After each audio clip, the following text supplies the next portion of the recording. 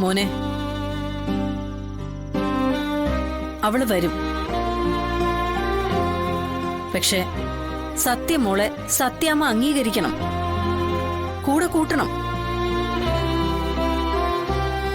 അമ്മയുടെ മനസ്സറിയാവുന്ന മകനല്ലേ, അമ്മയ്ക്ക് വേണ്ടി വിട്ടുവീഴ്ചകൾ ചെയ്യുന്ന മകൻ. ആ അമ്മ മനസ്സുകൊണ്ട് എന്ന് സത്യമോളെ അംഗീകരിക്കുന്നുവോ അന്നേ ഇവളെ ഞങ്ങൾ അങ്ങോട്ട് വിടൂ.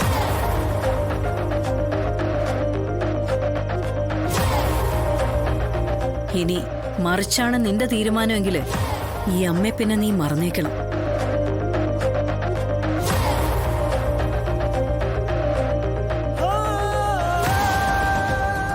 ഭൂമിയോളം താഴാൻ മോനെ. പിന്നെയും ചവിട്ടി താഴ്ത്തുക എന്ന് പറഞ്ഞ ഏതൊരാളും ഒന്ന് പ്രതികരിച്ചു പോയില്ലേ? ഈ അമ്മയുടെ മനസ്സും ശബ്ദവും ഇങ്ങനെയാണോന്ന് മോനൊന്നും സംശയിച്ചില്ലേ? ഇങ്ങനെ ആക്കിയതാ മോന്റെ അമ്മ.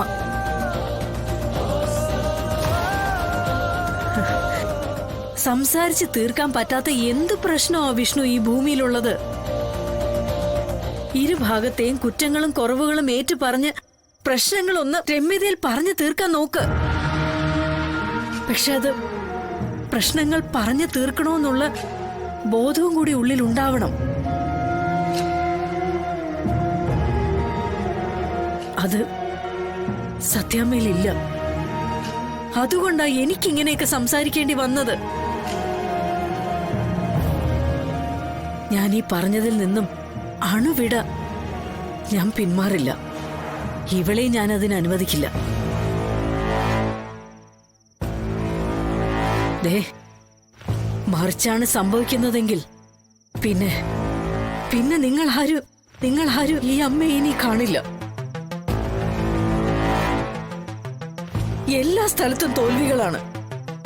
തോറ്റ തല കുനിച്ച അവസ്ഥയിലെ എവിടെയും നിന്നിട്ടുള്ളൂ. അഭിമാനത്തിനല്ല, മനസ്സ് തകർന്ന് ചങ്ക് പൊട്ടി ഞാൻ ഇറങ്ങി പോന്നിട്ടുണ്ട് സത്യാമ്മയുടെ മുന്നിൽ നിന്ന്. കണ്ണിൽ നിന്ന് കണ്ണുനീരല്ല, ചുടുചോര ഒഴുകിയ അവസ്ഥ. പക്ഷെ ഇതില്, ഇവളുടെ കാര്യത്തില്, എന്റെ കൊച്ചുമോളുടെ കാര്യത്തില് എനിക്ക് ജയിച്ചേ പറ്റൂ. എന്റെ തീരുമാനത്തിന് മാറ്റമില്ല വിഷ്ണു.